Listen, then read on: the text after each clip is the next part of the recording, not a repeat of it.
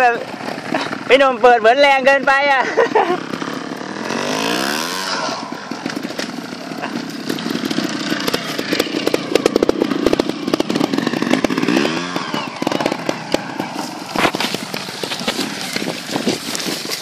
เดี๋ยวพี่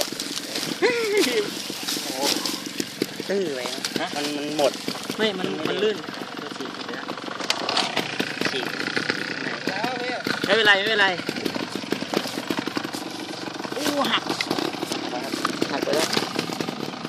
อ๋อหักไปแล้วหักไปแล้ว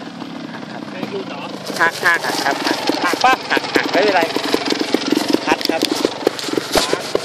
คัดแล้วที่มีสแปร์อยู่เขาเปิดเบาก็ไม่ผ่านไม่เป็นไรครับมันเหมือนช่วงส่งน้อยสั้นถ้าพุ่งเร็วมันจะวิ่งขึ้นไปเลยแต่ถ้าเราไปปั่นมันไม่ยอมปั่นให้พุ่งลึกขึ้นไปเลยครับเกียร์สูงหน่อยแบบ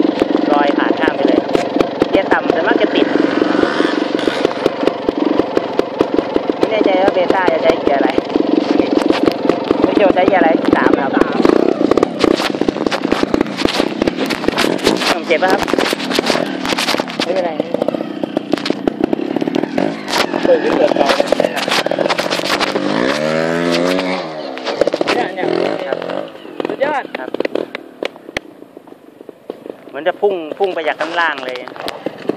ไม่พี่พยายามเปิดมันครับพี่หนุ่มเอาใกล้เลยเมื่อกี้ครับระยะประชิดเลย